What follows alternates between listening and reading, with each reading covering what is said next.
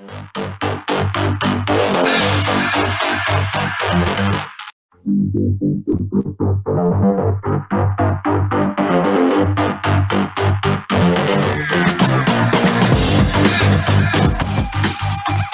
na ang mga malalaking balitang Central Luzon ngayong araw.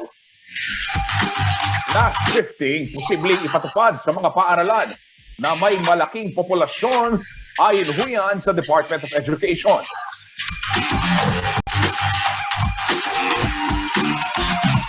Dagdag pasahe sa mga pampublikong sasakyan. Ipinatupad na kahapon October 3.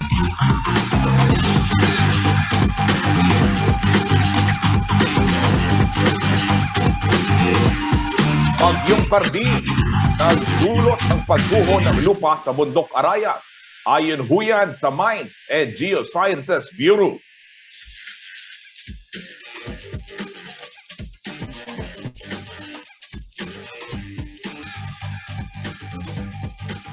Preventive Healthcare Ordinance makatutulong sa early detection ng sakit ng mga kabalen. Ayon ho kay Vice Governor Lilia Pineda.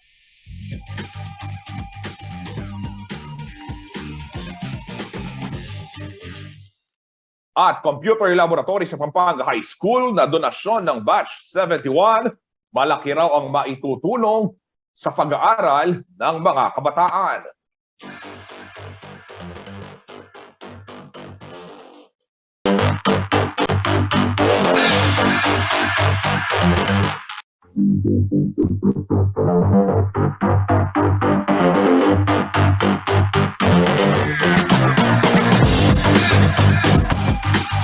Narito na ang mga malalaking balitang Central Luzon ngayong araw. Na shifting posibleng ipatupad sa mga paaralan na may malaking populasyon ayon ho yan sa Department of Education.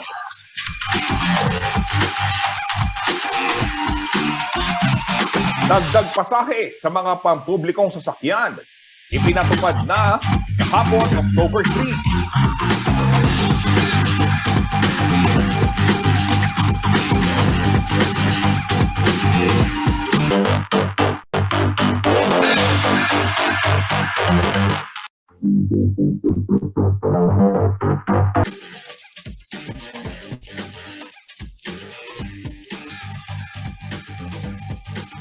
Preventive Healthcare Ordinance makatutulong sa early detection ng sakit ng mga kabalen. Ayon ho kay Vice Governor Lilia Pineda.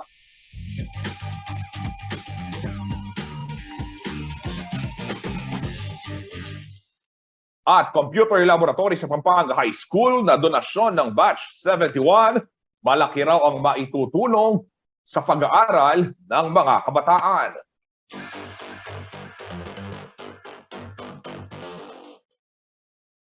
Maya Paldo, Pampanga, magandang araw Central Luzon. Ako po ang inyong lingkod, Justin Dizon, at kayo'y nakatutok dito sa CLTV Balitaan.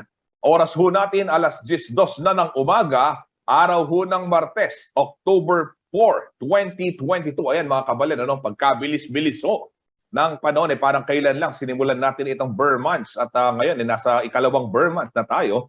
Yan.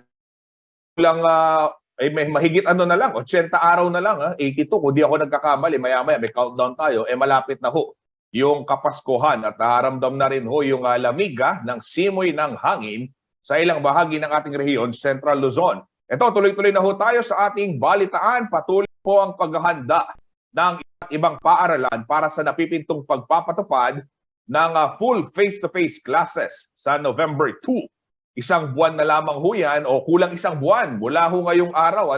Alinsunod ho ito sa Department Order o DepEd Order number 34, Series of 2022 na naglalaman ho ng calendar of activities para ho sa school year 2022 to 2023.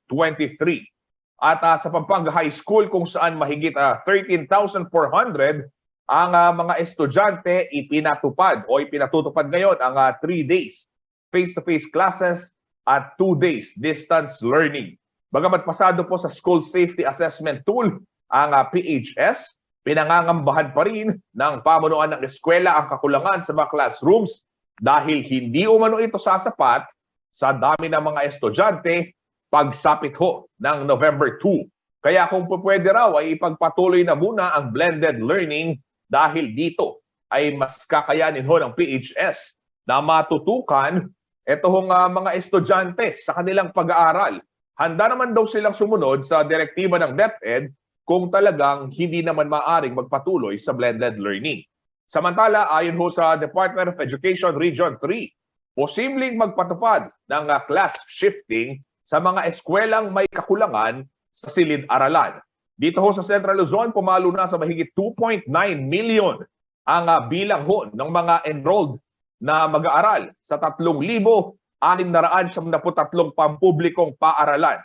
At kung ito po ay pagbabatayan, tinatayang nasa 4 na po ang bilang ng mga estudyante sa bawat silid-aralan sa Central Luzon. Pakinggan ho natin ang pahayag ng ilang mga opisyal ng paaralan at ng DepEd kaugnay ng usaping iyan.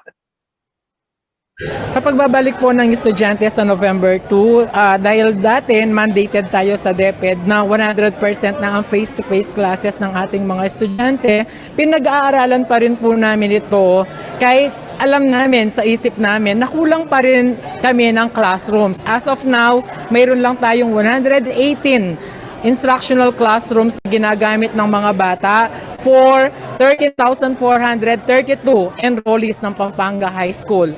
Kung sigurong magkaganon talagang wala kaming choice or hindi kami mabibigyan po ng option, ipapatupad natin, ima-maximize natin kung anong meron tayo, no? Following pa rin po yung time allotment na dapat maibigay natin sa mga bata. But syempre, i-consider natin talaga yung interest po ng ating mga bata at syempre ni teacher. Paano ang gagawin namin masosolusyonan yung loadings nila with that kind of schedule that we are going to implement. Yung mga talagang tinitignan natin na immediate.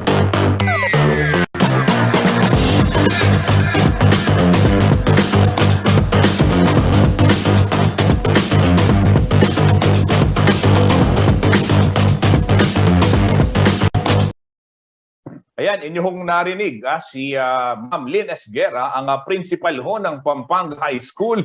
At si Binibining Michelle Cataplacson, ito namang Information Officer ng DepEd Central Luzon. Samantala sa ibang balita sa gitna ho ng pagpapatupad ng dalawang na naman sa presyo ng produktong petrolyo, ang ipinatupad ho ng mga kumpanya ng langis ngayong Martes, October 3.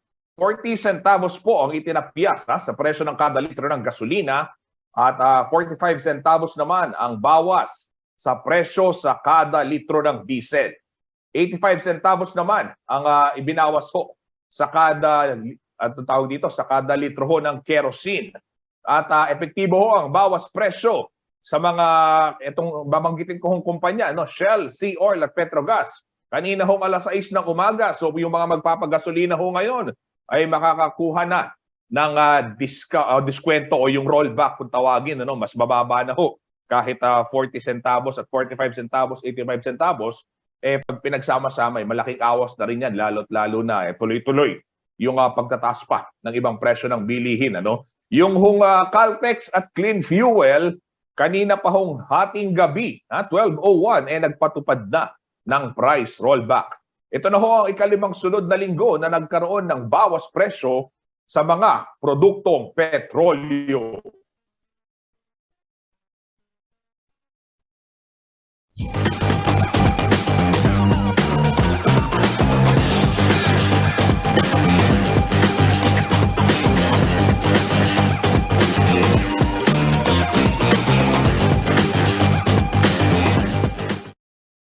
Samantala, ito ho, epektibo na ang bagong minimum fare sa mga pampasaherong jeep at ilang pang uri ho ng Public Utility Vehicle o PUV. Dito pong October 3. Ito po'y matapos aprobahan ng Land Transportation Franchising and Regulatory Board o LTFRB. Noong September 16, ang nationwide fare increase sa mga pampasaherong jeep, bus, taxi at yung pong mga Transport Network Vehicle Service o TNVS. Kaugnay nito, 12 pesos na ho ang minimum na pasahe sa mga Traditional Public Utility Jeepney o yung mga PUJ, yung mga Saraw at XLT dito ho sa Central Luzon, habang 14 pesos naman yung mga modern PUJ. At 11 pesos naman po yung bagong minimum fare sa ordinary provincial buses, 13 pesos sa ordinary city buses at 15 pesos po yung mga air-conditioned na city buses. Para naman ho sa mga taxi, ang flag down rate ay tataas na sa 45 pesos habang 35 to 55 pesos naman ang magsisimula o yung itataas ng mga TNVS. Ito ho yung mga tinatawag dito, yung order ka ng sasakyan online. Ito ho yung Transport Network Vehicle Service. At ang mga operator ho ng PUJ,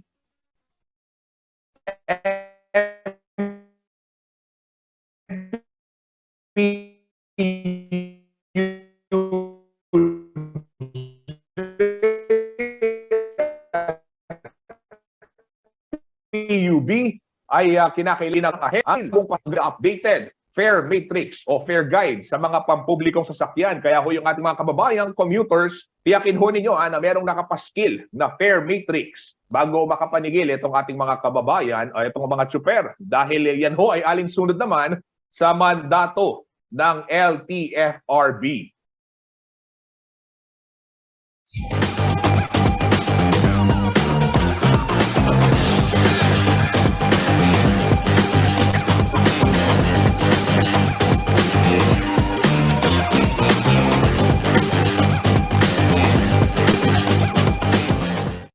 Marami pang mainit na balita sa pagbabalik ng CLTV Balitaan.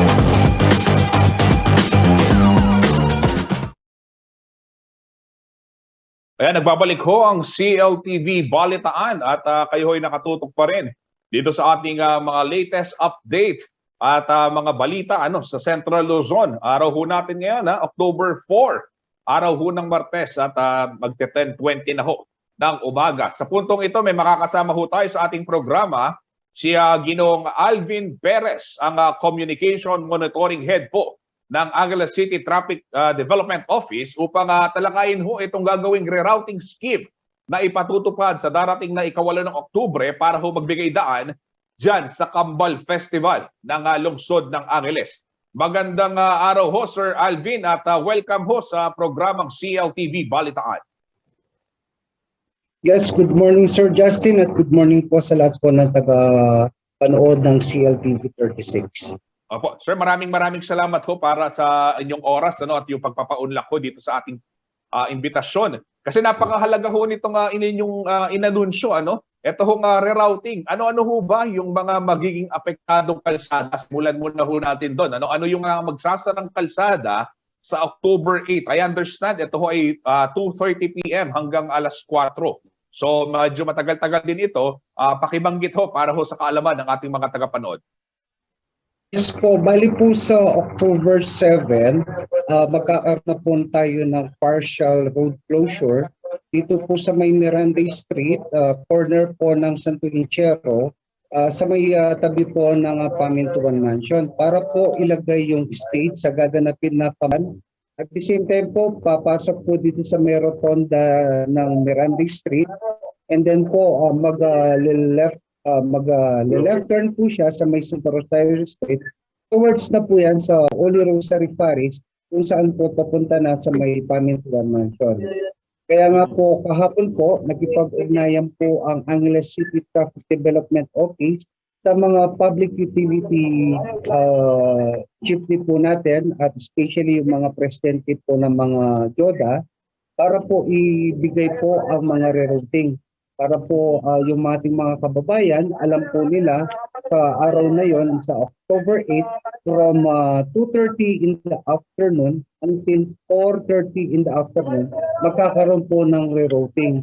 Kasi po yung ginawa po nating mapa, for the example po rito po sa may Villa Pampang, yung pong Villa Pampang po natin, wala po rito sa may Santo Domingo, malapit po sa may Chivalier o sa may boundary po natin, diretso po sila sa may Santo Rosario Street, and then po magra-right turn po sila sa Lacandula, and then magra-right turn na naman po sila patungo na po SUC Street, towards na po sila sa may Columbulo traffic light po natin, and then magra-right turn po sila going Rotonda, Balikano na sila sa Santo Domingo po ulit. So yun po yung mga nanggagaling ng south po natin. Sir, itong pinapakita natin sa ating screen ngayon, ayan, pakibalik lang yung Villa Pampang. Ito yung binabanggit na yung sa may Chivalier nga. Ito kasi sir, isang ruta lang naman ang sasakyan yung umiikot dito. Isang mga jeep lang. Ito yung mga yellow na jeep, ano? Para ho sa mga kababayan natin na nagko-commute dito sa lungsod ho ng Angeles. Ito yung mga yellow na jeep. Pero meron ho kayong pinakita na ibang mga mapa o ibang mga rerouting scheme kung saan merong mga violet. Ito ho, merong mga Marisol Jeep, merong mga Checkpoint Holy. Magkakaiba rin ho ba yung magiging dadaanan nila para hindi naman hindi tumukod yung daloy ho ng trapiko? Yes po, bali po ang ginawa po ng Angeles City Traffic Development Office dahil po doon sa event na gaganapin nga po at medyo mahaba-haba po yung dadaanan tatahakin ng Kambal Festival po natin.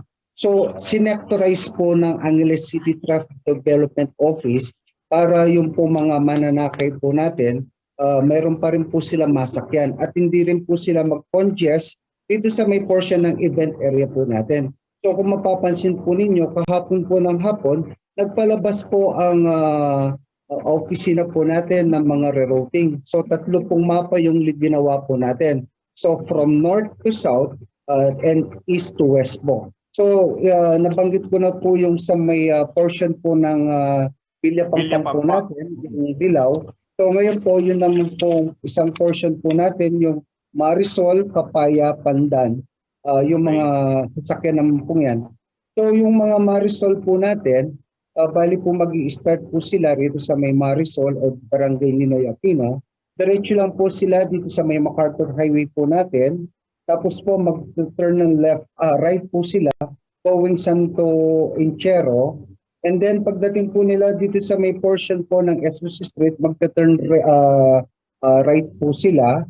At pagdating po dito sa may maliit na iskinita po natin, dun sa may tabi po ng PLDT, mag-turn left po sila and then turn right again to Miranda Street po natin. Towards na po yan sa San Nicolas Public Market po natin.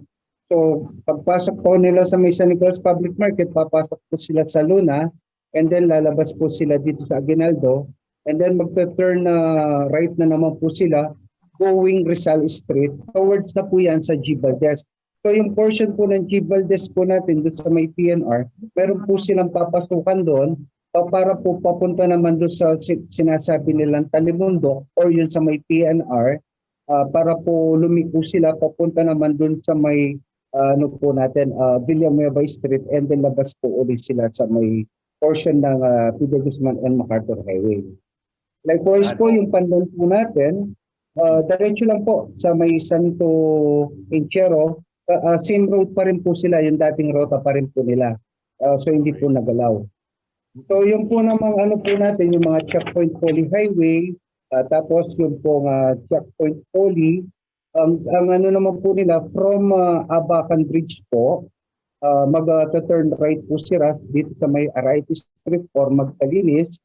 Lalabas po sila dito sa may portion po ng Araw Malansik po natin or San Francisco.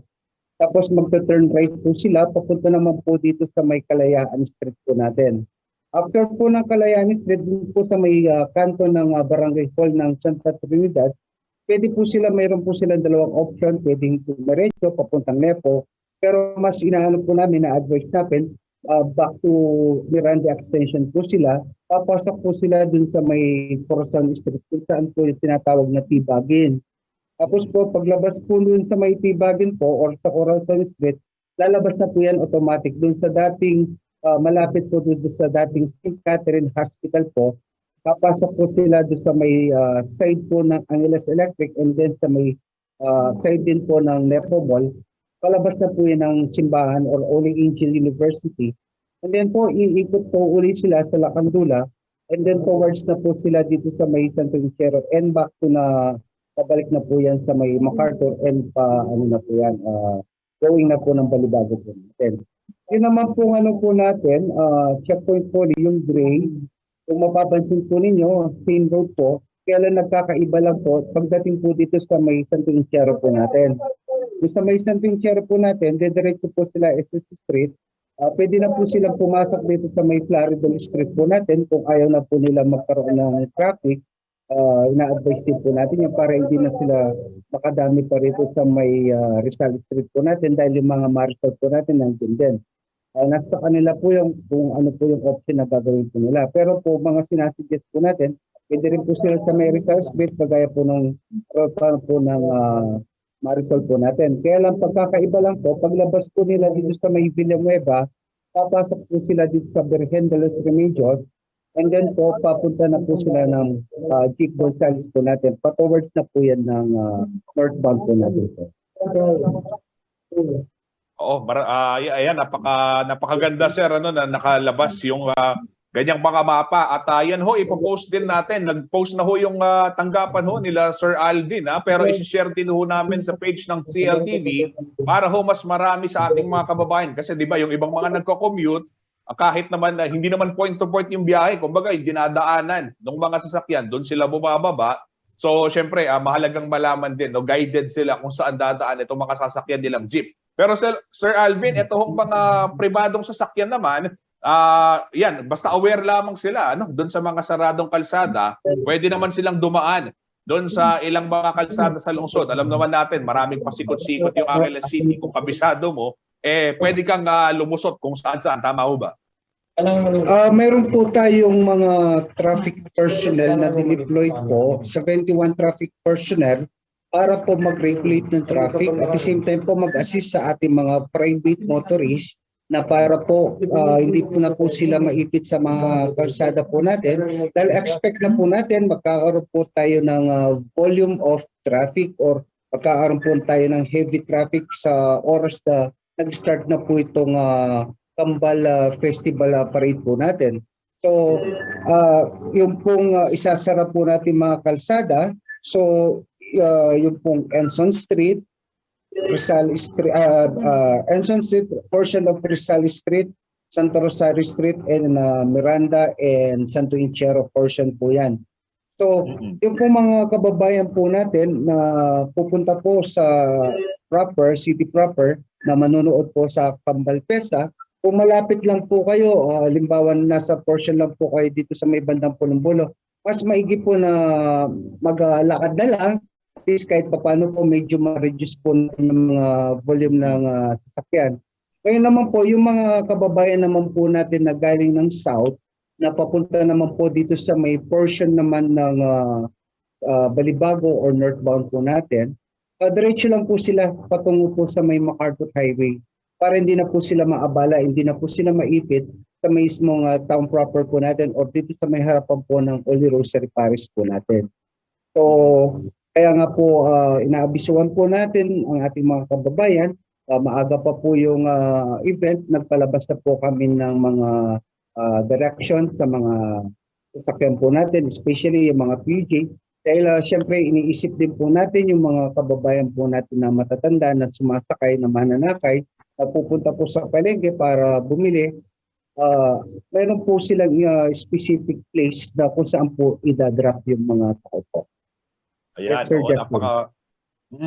napakaganda yan. Mga kabalin, mga karehiyon, malinaw ho yung sinabi ni Sir Alvin. Pero ayun nga, maganda, i-download nyo rin. O kaya kopyahin nyo rin yung mapa. Nandyan ho, ipapaskill namin maya-maya dyan sa page ho ng CLTV. I-share namin yung post ho ng tanggapan ho nila Sir Alvin. Ano? Sir Alvin, paalala na lamang ho sa ating mga motorista sa lungsod ng Angeles. Anyway, Once a year lamang itong pagdiriwang na ito at syempre maganda, anyayahan mo na rin yung ating mga kababayan na makisaya dito sa Kambal Festival dahil alam natin, gaya ng nabanggit mo kanina, may mga float. So very exciting ho yan. Iko-cover din ho natin yan para mapanood ng ating ibang mga kababayan. Pero please invite and reminders ho sa ating mga kababayan sa lungsod ng Angeles, maging sa buong Central Luzon, sir.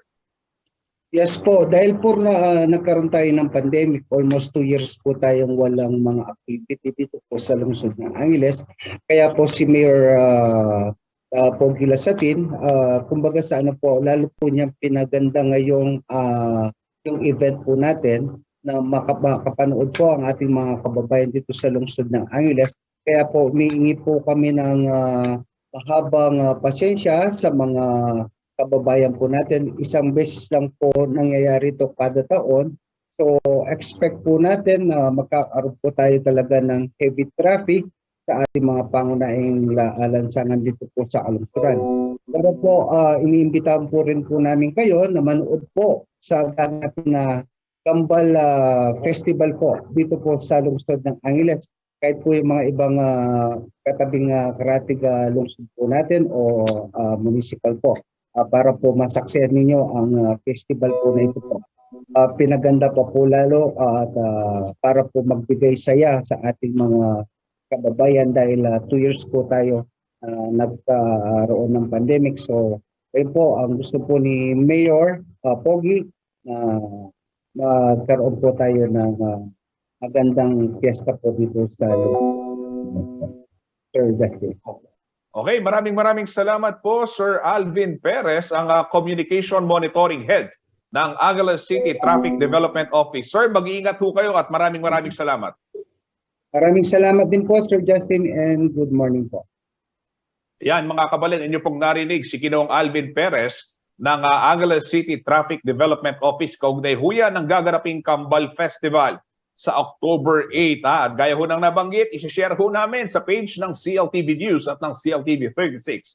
Ito ho nga mga rerouting scheme na inihanda po ng kanilang tanggapan upang sa gayon magabayan ho tayo at yung mga motorista at mga mananakay sa mga gagawing pagbabago. Isang araw lamang po yan. Gaya nga ho ng nabanggit ni Sir Alvin, ay humihingi sila ng mahabang pasensya at pag-unawa dahil once a year lang, kumbaga, itong pagdiriwang na ito at syempre inaanyayahan po yung mga kababayan natin na kung kayo ay naman naghahanap ng treat at gimmick sa araw ho ng Sabado, October 8, abay pumunta na sa Angeles City para ho sa Kambal Festival Parade. Samantala sa ibang balita, layon pong ipasa ngayon ng Sangguniang Panlalawigan ng Pampanga yung Preventive Healthcare Ordinance upang mapalakas ang early detection ng malalang sakit ng ating mga kabalin. Sa datos po kasi ng provincial government, 8 sa 10 individual na sumasailalim sa pagsusuri ang napag-alamang may sakit ho sa diabetes. Bunsod umano ito ng kawalan ng access sa mga healthcare facilities. Ang Preventive Healthcare Ordinance po ay nakaayon umano sa hakbang ng Department of Health na pagtatayo ng healthcare facilities para doon sa tinatawag na early detection ng mga karaniwang sakit ng mga Pilipino. Sa third reading po ng panukala, nito pong Lunes, October 3, kasama ho sa naging konsultasyon ng Sangguniang Panlalawigan yung mga alkalde ho sa Pampanga. Integration ho ng data system ang naging rekomendasyon ng mga alkalde. Ayon ho yan kay Mayor Jun Tetangco ng palit at ang Pangulo ng Pampanga Mayor's League. Sakaling maging ganap hong ordinansa ay lilikha umano ang provincial government ng Pampanga ng tinatawag na Healthcare and Wellness Center. Dito ho kasama rin maisasaayos ang data gathering sa mga medical records ng ating mga kabalet. Ayon ho kay Vice Governor Lilia Pineda, malaki ang Alay pa yung DSWD. Din pibarang pondo ka na ako rin senators, ng congressman, ang po yung DSWD. Almost 200 million during the pandemic ang po ngeni. Last year, hindi niya ng DSWD almost 150 million. In capital, mga 200 million. Ayan ho mga kabalin, inyo hong narinig si Vice Governor Lilia Pineda. Gaya nga ho ng nabanggit, ay malaki po yung magiging matitipid daw ng pamahalaang panlalawigan kung sa simula pa lamang ay mababantayan na ang kalagayang pangkalusugan ng mga Kapampangan. Ito, sa ibang balita naman tayo habang papalapit po ang Kapaskuhan. Ito, kalusugan pa rin po yung topic natin, mga kabalin. Opo, hindi ho kayo nagkakamali dahil hindi pa ho natatapos itong COVID-19 pandemic. Bagamat bahagya na nga nagluwag itong mga rekisitos. Gaya ho nung ilang mga panuntunan, yung face mask sa mga open spaces. Nagpaalala pa rin ho yung ating Department of Health sa mga karehiyon nating nagpaplano ho ng mga party at reunion ngayong holiday season. Gaya ho ito, huwag kalimutan yung pagsunod sa mga health and safety protocols upang makaiwas daw sa pagkalat ng iba't ibang sakit gaya ho ng COVID-19. Payo ho ni DOH Officer in Charge Maria Rosario Vergere, ugaliin pa rin ang pagsusuot ng face mask, lalo na sa mga pagdiriwang kung saan mataas po yung panganib na dulot ng close interaction. Lagi rin umanong isaalang-alang na mayroon pa ring virus at marami pa rin pong yung mga nagkakasakit at vulnerable ho dito ho sa epekto ng COVID-19. Lalong-lalo na yung ating mga nanay, tatay at lolo't lola, mga senior citizen, dahil pwede pa rin silang maging symptomatic o makaranas nitong sintomas ng naturang sakit. Umaasa rin ho si Dr. Vergere na mapatupad itong mga protocol yung sa mga establishment at kumpanya kung saan dapat daw yung mga makadadalo lamang ng mga party ay mga vaccinated, lalo na kung gagawin ang pagdiriwang sa loob o yung tinatawag na indoor spaces. Pakinggan ho natin ang ilang pahayag ni Dr. Maria Rosario Vergere ng DOH. Sana po, lagi po natin tatandaan na ang virus ay kasama pa rin natin. Marami pa rin pong nagkakasakit. So tayo po sana ay magdoble ng pag-iingat. Lagi po natin titignan kung ang sitwasyon ay nararapat para tayo magkaroon ng mga ganitong activities, and always remember the safety protocols na meron tayo para po hindi na dumami pa ang magkakasakit ngayong Paskong darating. Ayan, inyo pong narinig.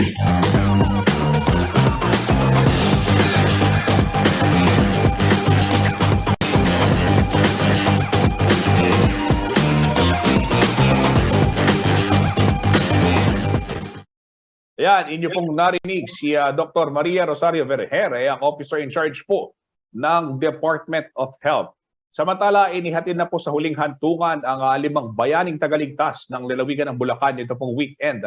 At isang luksang parangal din ang idinaos sa Bulacan Capitol Gymnasium upang bigyang pagkilala ang mga rescuer na nagbuwis ho ng kanilang buhay habang tinutupad ang kanilang tungkulin. Balikan ho natin ang ilang mga naging eksena at bigyang pugay at alaala itong mga bayaning karehiyon sa ulat ni JM De Jesus.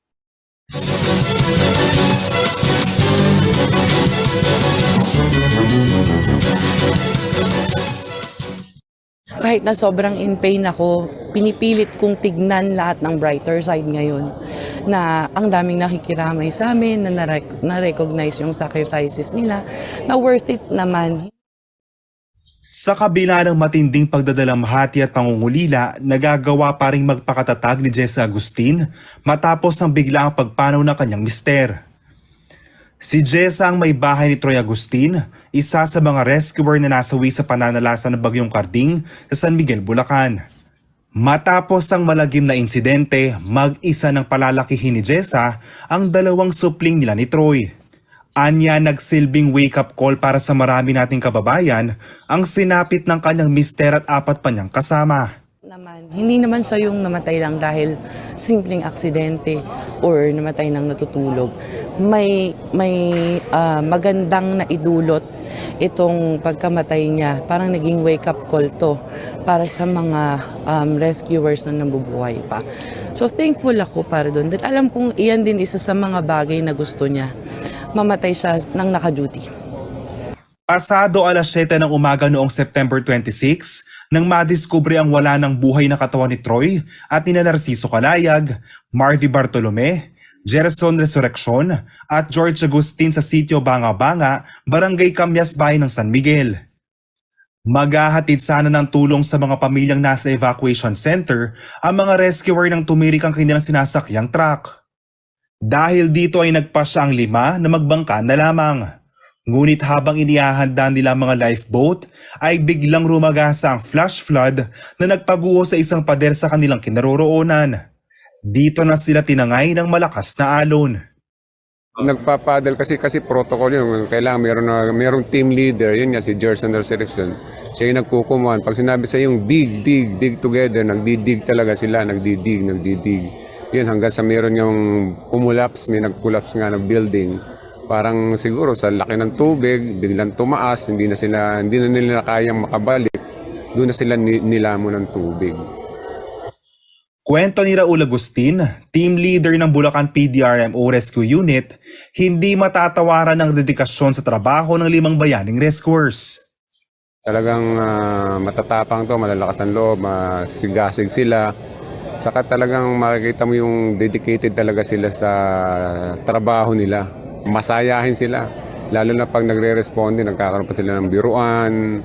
Kasi sinasabi nga namin sa sarili namin, kami mga responders, yung isang paa namin nasa hukay talaga. Para kami mga uniform personnel na, para din kami mga na, pag lumabas kami, nag-rescue kami. Ayan, sigurado sabi ko sa kanila, ingat, laging safety first. Siyempre hindi natin mawawala kahit anong pala yung expert mo sa ganyang lugar, ganyang panahon kasi kalikasan yung nag-ano sa iyo Natural disaster yan So talagang kung di lang mayroong nabugta na isang building o na hindi sana sila magkakaganon Samantala, bumuhos naman ang pakikiramay sa mga naulila ng mga bagong bayani sa isinagawang luksang parangal sa Bulacan Capitol Gymnasium, Biyernes, September 30. Tayo po ay taimtim na nagluluksa sa pagpanaw ng mga kapatid natin sa paglilingkod. Ang 5 magigiting na lingkod bayan. Bayaning tagapagligtas na nagbuwis ng buhay habang tumutupad sa kanilang tungkuling maisalba ang ating mga kababayan sa gitna ng hugupit ng bagyong Karding. Sa kalang walang pamalaang panlalawigan ng Bulacan at ng bawat mamamayan ng ating lalawigan, isang taus-pusong pakikidalamhati po sa mga pamilyang naulila ng ating mga magigiting na rescue workers. Ilang lokal na pamahalaan din na nagpaabot ng financial assistance sa mga pamilya ng mga nasawi. Ginawaran naman ng posthumous award ng National Disaster Risk Reduction and Management Council ang 5 rescuers. Ito ang bakas parangal ng kagitingan na ibinibigay sa mga individual na nagpakita ng katangi-tanging katapangan at pagtulong sa iba sa gitna ng kalamidad. Naihatid na rin sa kanilang huling hantungan ng mga rescuers itong Sabado at Linggo sa magkakahiwalay na himlayan. Inilagak ang mga labi ni Troy Agustin sa Manila Memorial Cemetery sa Santa Rita, George Agustin sa Kalumpang Cemetery sa Kalumpit at Marby Bartolome sa Legacy Cemetery. Sa Cruz Sawawa Cemetery naman inilibing si Narciso Calayag, habang sa Cemetery sa Santa Maria, Bulacan, inihimlay ang katawan ni Gerson Resurrección. JM De Jesus, CLTV News.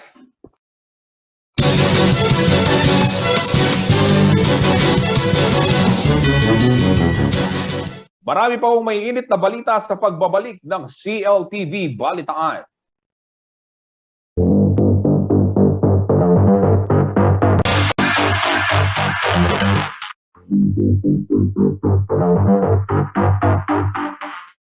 Nagbabalik po ang CLTV Balitaan. Kinumpirma ho ng Mines and Geosciences Bureau o MGB na nagkaroon nga ho ng landslide sa bundok Arayat sa kasagsagan ho ng bagyong Karding. Dahil ho dito pinangangambahan ngayon yung posibilidad na pagragasa pababa ng bundok ng higit 66,000 cubic meters na debris na tiyak pong magdudulot ng panganib sa mga residente sa Barangay San Juan Banyo sa Bayan Huyan ng Arayat. May detalye ho ng balita si Paulo G. Santos.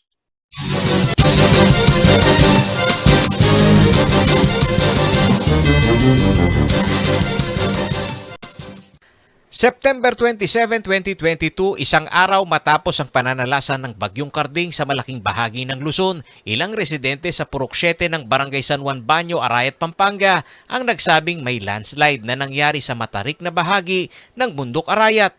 Isa sa kanila ay si Babylin Atienza. Kahapon po ng maga, nung natanggal po yung ulap, napansin ko po yung bundok, meron pong guhit na naman. Nag-landslide po daw sa taas. Yung mga umakyat po sa bundok, nagtatanong ako, meron na naman daw na landslide. Hindi na bago sa mga ganitong eksena si Atienza. Taong 2009 nang malampasan niya ang pamiminsala ng landslide bunsod ng Bagyong Ondoy. Ganun rin po, takot na tas kahapon po naalala ko po 26 pala kahapon, ng Ondoy anniversary. Tapos nagparamdam po si Karding. Ayun na naman po, takot po na sana wag na maulit yung landslide. Kakaiba ang itsura ng bundok Arayat. Ito naman ang naibahagi ng ilang magsasakang aming nakapanayam matapos ang Bagyong Karding. Nagbaba naman yung putik ay buhangin. Saan dumaan ngayon yung buhangin? Sa yung diretso doon sa Delta, sa dam, banda doon. Hindi hula dito? Ay, hindi na po dito. Sa proseso ng pangangalap ng impormasyon ng CLTV News, nakausap din namin si Kagawad Severino Sigua, pero iba ang kanyang naging pahayag noon kumpara sa ilang residente at magsasaka na aming nakapanayam. Yan po, dati na po yan. Wala pong bagong landslide na lumabas ngayon Bagyong Karding. Yan po, kaya lang nakita nilang lumitaw na naman kasi dinaanan uli na naman ng tubig. Sa pagpapalipad ng drone camera, tumambad sa amin ang mga kabahayan sa Purok 7 ng Barangay San Juan Banyo, isang lugar sa gilid ng bundok Arayat na maituturing na permanent danger zone ayon na rin sa Mines and Geosciences Bureau o MGB. Makikita rin sa aming drone footage ang tila pagguhunga ng lupa malapit sa tuktok ng bundok. Makaraan ng isang linggo, kinumpirma ng MGB matapos ang kanilang extensive assessment, katuwang ang Pampanga Provincial Risk Reduction and Management Office o PDRRMO at Arayat LGU na landslide nga ang nakita ng mga residente at nakuhanan ng aming drone camera. Sa kanilang briefing sa Kapitolyo nitong Lunes, October 3, iniulat ng MGB na malaking bahagi ng gumuhong lupa na hindi umano kalayuan sa Mayagas Creek. But we have closer images there. So according to CAP, the size of this area for the landslide scar was only half before. Ngayon, after Typhoon Karding, it increased to twice its size. Possibly umaabot siya hanggang sa base ng peak. Ayon pa sa mga eksperto, hindi nagkakalayo ang volume ng ulan na dala ng Bagyong Karding sa dami ng tubig na dinala noon ng mga malalakas na bagyo, gaya ng Ondoy, Santi at Ulysses. Dahil dito, naipon daw ang mga batong pwedeng gumuho sa gilid ng kabundukan. Sa pagtataya ng MGB, aabot sa higit 66,000 cubic meters ang debris na posibleng rumagasa pababa ng bundok na kailangang tanggalin. Kaya ang tanong ni Governor Dennis Delta Pineda kay Chief Geologist Noel Lacadin ng MGB, ano ang dapat gawin ng lokal na pamahalaan sa clearing ng landslide area? Ay yung mga debris dun sa may San Juan Banyo, paano po yung pagtanggal yung mga debris na yun? Dalawang method po. We can declare that as an area for river restoration using DAO 2020 plus 17.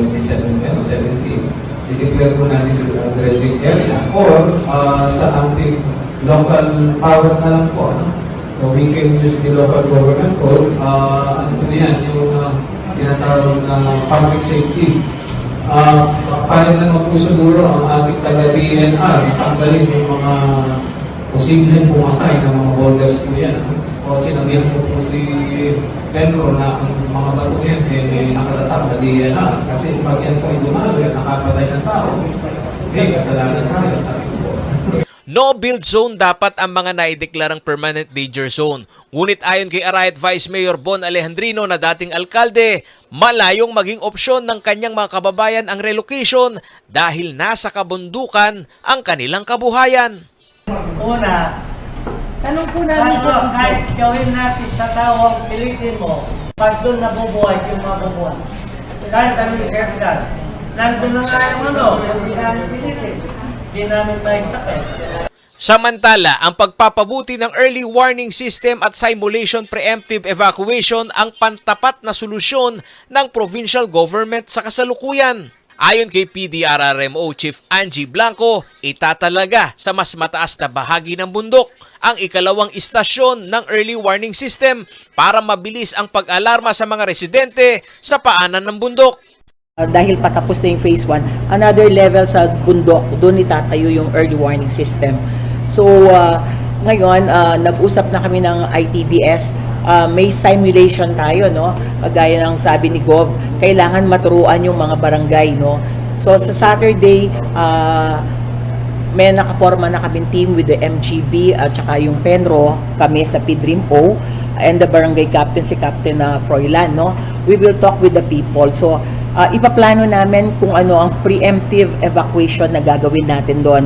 Sa pagtataya ng lokal na pamahalaan, higit 2,000 individual ang posibleng mapahamak oras na magtuloy-tuloy ang pagguho ng lupa sa Bundok Arayat. Sa mga kababayan ko po sa Arayat, Barangay San Juan Banyo, Purok 4, 5, and 6. Ito pong ginagawa ng provincial government, your local government, even the barangay is for your safety. Kaya nakikiusap po kami na sumunod po tayo, especially pag nandun na po yung warning. Paolo G. Santos, CLTV News.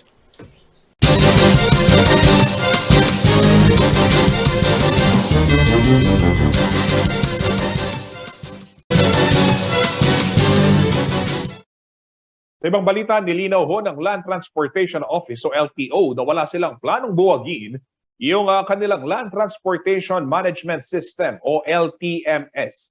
Gayunpaman, pinag-aaralan pa umano ang pag-abolish sa online exam para sa mga nais mag-apply o mag-renew ho ng kanilang mga driver's license. Ayon ho kay LTO Chief Chofilo Guadis III, ginagamit umano ng mga fixer ang Online Comprehensive Driver's Education o CDE Online Validation Exam para makasingil ng malaki sa mga aplikante. Nababahala umano ang ahensya sa validation exam dahil walang facial recognition mechanism para kumpirmahin ang pagkakakilanlan ng aplikante. Kaya naman itong nakaraang buwan, binuo po ng ahensya ang isang technical working group para tugunan ang problema sa mga fixer. Abay, hindi na natapos yung problema sa fixer, ha? Kabilang ho dyan yung pamemeke ng mga certificate mula ho sa mga driving school. Dagdag pa rito, naghahanap na rin umano ang grupo ng ibang paraan upang matiyak na ang mismong aplikante ang haharap sa seminar at pagsusulit at hindi po yung fixer para hindi na umano makalusot ang mga nagbabalak mandaya sa proseso ng pagkuha ng lisensya.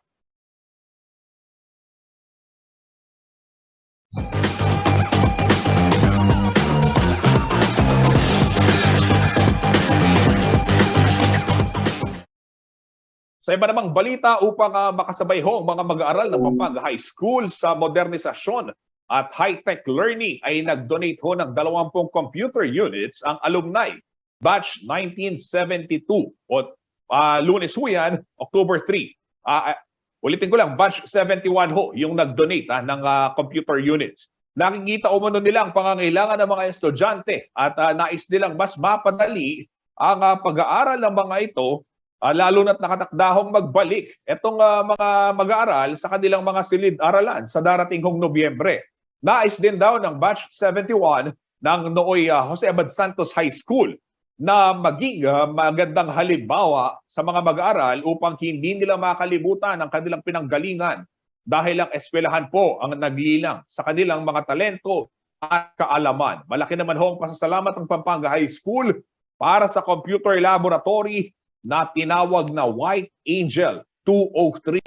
Ayon ho sa mga guro, mas mapapadali ang kanilang pagtuturo dahil may karagdagang mga computer na ang kanilang maipapagamit sa kanilang mga estudyante. Nananawagan naman ho yung mga donors na sana'y pangalagaan ang mga computer units upang tumagal at magamit din ito ng mga susunod na senior high students. Pakinggan ho natin ang ilang pahayag ng mga opisyal ng Batch 71 ng Pampanga High School at ng mismong paaralan. Naisip namin, itong mga computer dito talagang obsolete na.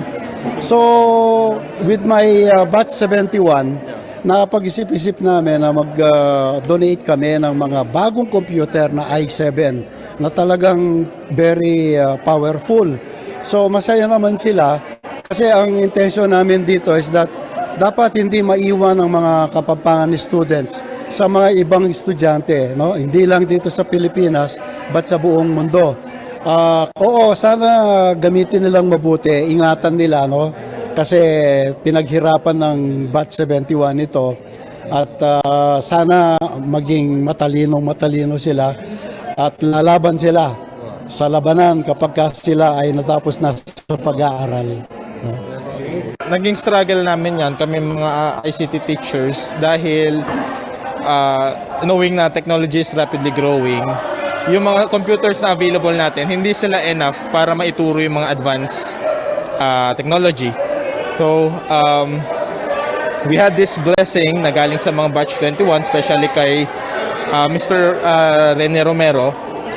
Nabigyan po kami ng super advanced, future-proof, and very powerful na computers. Hindi lang po siya computers, actually lahat, even the smallest parts na kailangan para sa computer laboratory is provided po. We just want to return back what the Lord has given us. Kumbaga, sinishare namin ito. Kaya we just want to say this to the coming young generation to do likewise, no, para maging this legacy will lives on forever.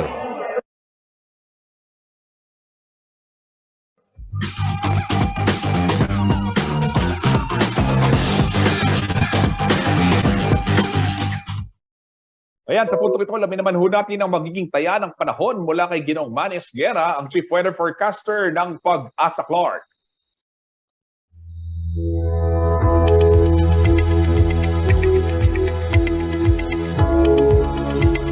Narito po magiging taya ng panahon sa susunod na 24 oras. Easterlies po ngayon ang nakakaapekto, lalong-lalo na po dito sa may silangang bahagi ng Luzon at Visayas. Samantala, Intertropical Convergence Zone naman po or ITZZ ang nakakaapekto sa Mindanao. Kaya po ang mga lugar ng Cagayan, Isabela, Aurora at Quezon, maula po ang papawirin na may mga kalat-kalat na mga pagulan, pagkidal at pagkulog, ito po ay dulot ng easterlies. Samantala po ang Metro Manila at nalalabing bahagi pa ng bansa, kasama na po dito ang Pampanga. Bahagya hanggang sa kuminsan ay magiging maulap din po ang papawirin. Meron din pong inaasahan mga pulo-pulong mga pagulan, pagkidal at pagkulog. Dulot po ito ng ITZZ or Intertropical Convergence Zone at ng Localized Thunderstorm. Sa ngayon po, ito lamang po yung mga weather system na nagbibigay po ng mga pagulan sa ilang parte ng ating bansa. Kaya pinag-iingat pa rin po natin ang lahat.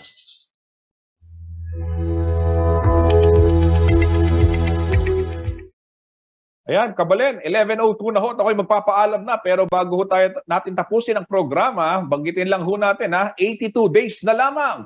At Pasko na. Ako po si Justin Dizon. Ito ang CLTV Balitaan. Maraming salamat po.